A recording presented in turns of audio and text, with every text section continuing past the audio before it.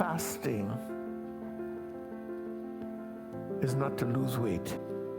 Bible fasting is to subdue the flesh. To subdue the flesh and deal with the things in the flesh that is hindering you and allowing you to move upward in the spirit. That's what fasting is for. It's not to lose weight. Yeah, you would lose weight. That's in the natural. But God is dealing from a spiritual perspective.